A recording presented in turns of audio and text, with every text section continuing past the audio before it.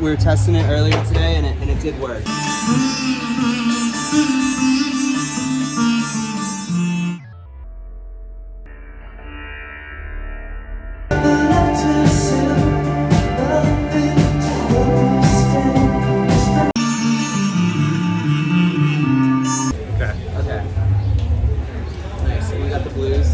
Matching. Exactly. And you've been at this a minute. Yeah. Yeah. Do I look 2009. here? Do I look there? What is it? Flow key.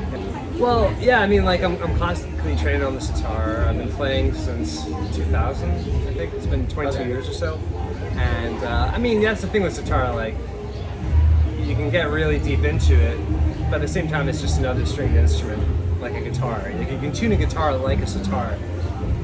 Like, you can work out that way, but yeah, for what we do, like, it's more about the expressiveness of the instrument. Like, the microtonal component of the sitar is more of a passing thing. So when you're going between notes, you can get deep, and that works in rock and roll. I mean, King Gizzard put an album called Microtonal something. So they actually released an album with crazy microtonal guitars. Okay. They're just a band that I appreciate, like a contemporary band that does cool stuff. Yeah. Okay. Awesome. And you're on tour in support of an EP, right? An EP and a movie and our last album from 2020, because Hollow came out February 2020, and then we toured Europe, and then everything shut down. How was that? It was, you know, it is. Yeah? It was all right. I mean, the European tour was great, and then we had all this US touring planned after that, and that didn't work out with COVID. So now it's just like we released the new French EP, and then we just released a movie based on Hollow. It's like an animated 10-minute short film. Oh, okay. Yeah, it's like quick film. Yeah. It's a quick one. I like it. Where can we check it out? It's on YouTube. Okay.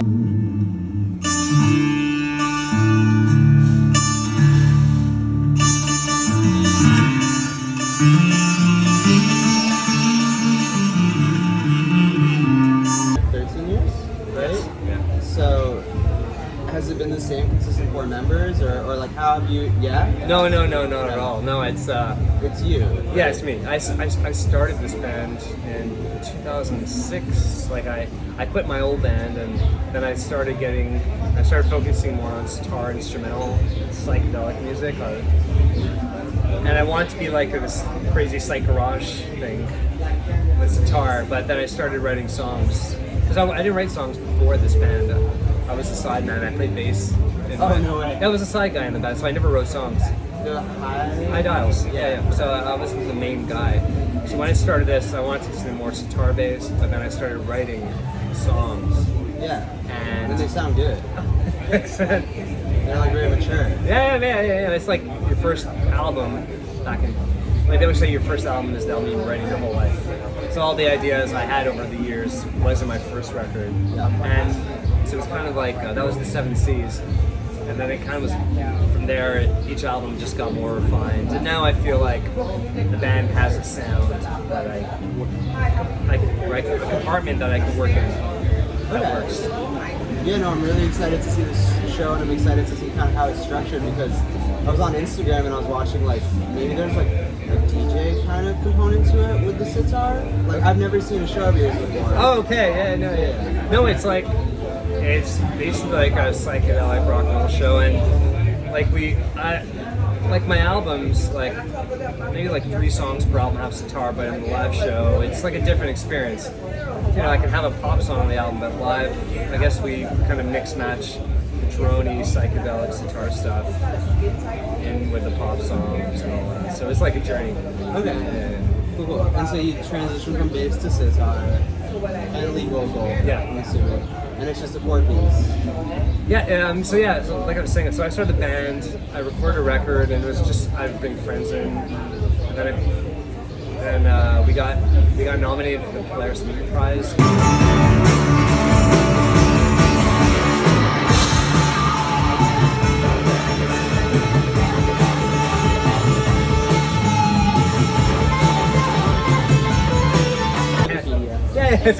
So that happened, and I was like, oh, okay, people like it. So I put a band together, and we toured a bit, and we kept recording. And even each album for a bit, I was like whole new band, whole new members.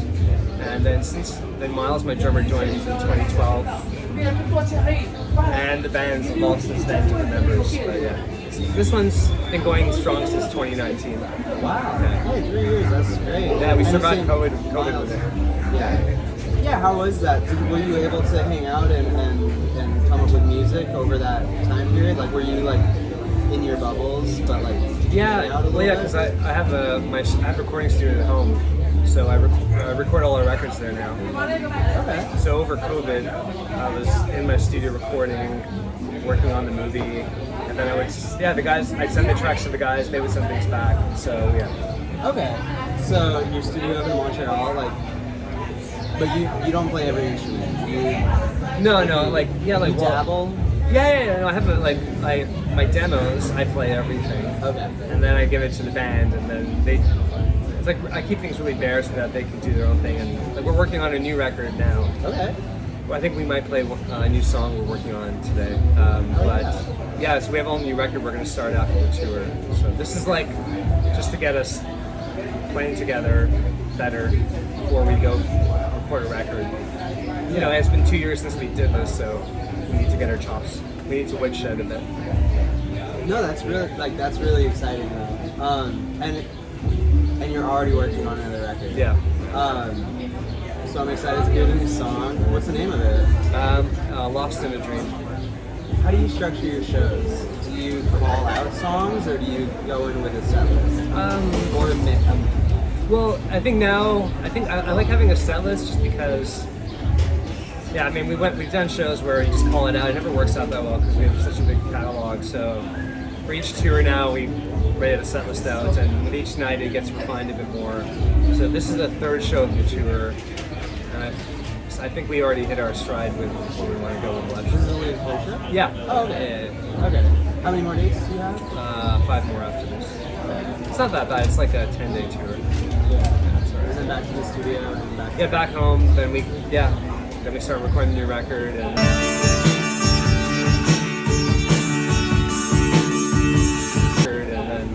I think we'll be going to the West Coast in September.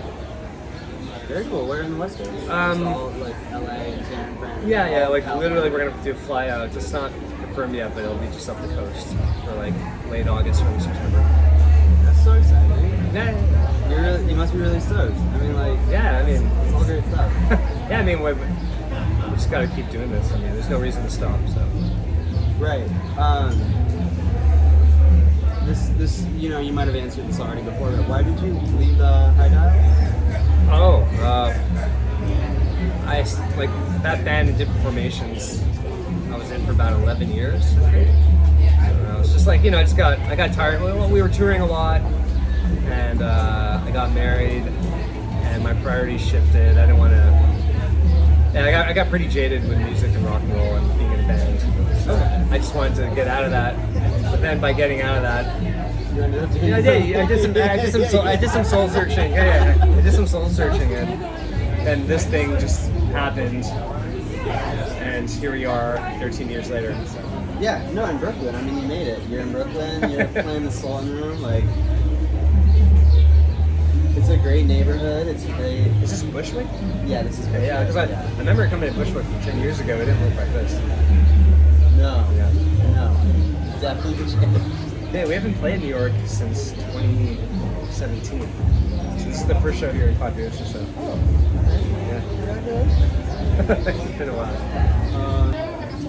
Walk me through like process a little bit, real quick. Songwriting? Yeah. Well, yeah, it's like it's pretty. After speaking to so many songwriters, I remember like everyone has their own process, and in the end, everyone's process is the same. It's like for me, it's just picking up a guitar, just playing a chord, singing a note in my head, playing another chord, and then it just it's like a butterfly effect from there. So then it just builds from there. Yeah, it's like every morning I try to write a song, or I have an idea, or a riff, or a melody. Okay. So yeah, and then it's for me it's like melody, song, structure, harmony, and then the lyrics come at the end.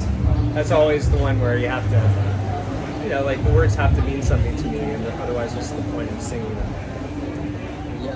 Yeah, so it's like so it takes a lot of like soul searching.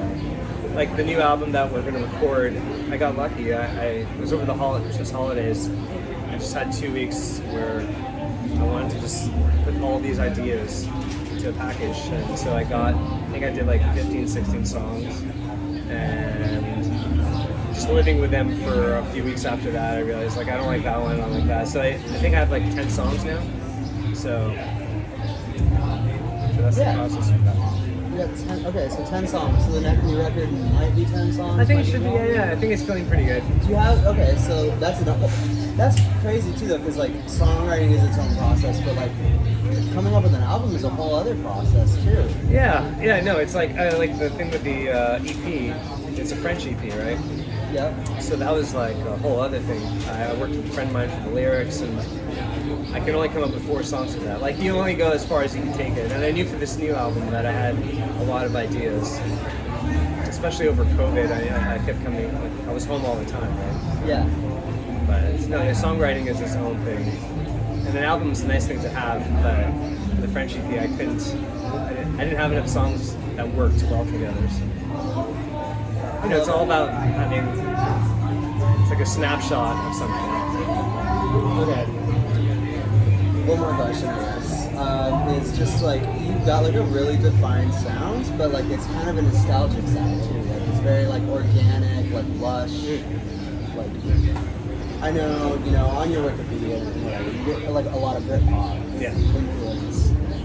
Is there like, you know, mics or plugins or whatever you use to kind of get that like very like...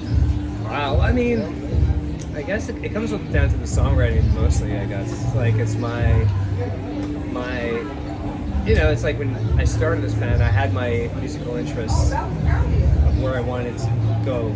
Okay. And I guess as my songwriting evolved, yeah, because as far as the recording aspect, it has to complement what you have. Like, I'm not gonna have like these metal Tama drums on these songs. It has to have these vintage tones, like nice '60s Ludwig, and stuff like that. Yeah, so that's like that kind of stuff. So like, it starts in the genesis of everything, you know, writing the song, and it has to have that. So. Very curious. Very cool. Yeah, I mean, super cool. It's all about the songs in the end and arranging them properly. I love it. Alright. Well, I'm looking forward to seeing you and seeing you perform, and thanks for hanging out with me. Thanks for having me. Shooting some content with me. I hope you enjoyed conversing. Yeah.